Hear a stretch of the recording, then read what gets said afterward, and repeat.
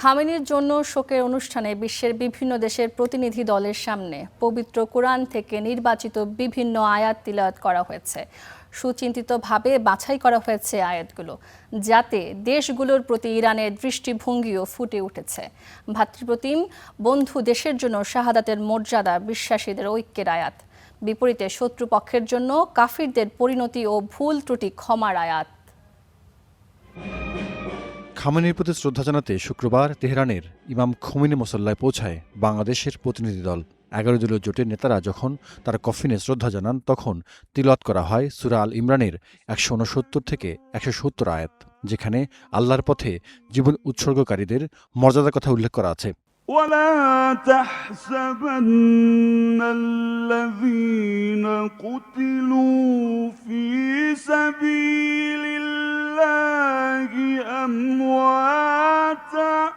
Speaker Hafizuddin Ahmad যখন শ্রদ্ধা জানাচ্ছিলেন, তখন পাঠ করা হয় সূরা আল আহজাবের 23 নম্বর আয়াত, যেখানেও শহীদদের জন্য আল্লাহর অঙ্গীকার পূর্ণের কথা তুলে ধরা হয়েছে। মিনাল মুমিনিনা রিজালুন সাদাকু মা আহাদুল্লাহ আলাইহি।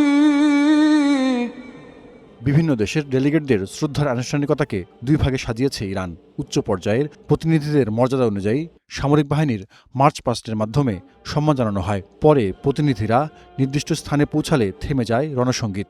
কোরআন তিলাওয়াতের মধ্য দিয়ে নীরবতা ভাঙেন একজন কারি।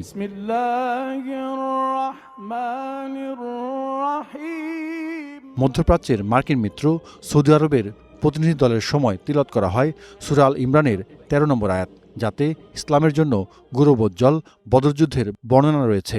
এতে বলা হয়েছে, বদরে দুটি দল ছিল, যাদের এক দল আল্লাহর পথে লড়াই করেছে, অপর দল ছিল কাফির। তুকাতিলু ফি সাবিলিল্লাহি ওয়া উখরা কাফিরাতুন ইয়ারাউনাহুম মিথলাইহিম রা'য়াল আইন। মধ্যপ্রাচ্য যুদ্ধে ইরানের বিরুদ্ধে মার্কিন ইসরায়েলি বাহিনীকে প্রত্যক্ষ কোনো সহায়তা করেনি কাতার। তাদের প্রতিনিধি দলের জন্য তিলাওয়াত করা হয় ভুল ত্রুটি মার্জনার আয়াত। পাঠ করা হয় সূরা আল ফাতার 1 থেকে 3 নম্বর আয়াত।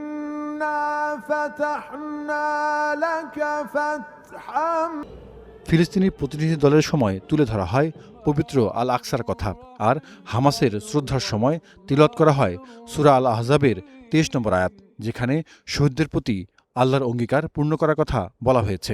মিনাল মুমিনিনা রিজালুন সাদাকু মা আহাদুল্লাহ আলাইহি। Zahidur Rahman, Star news.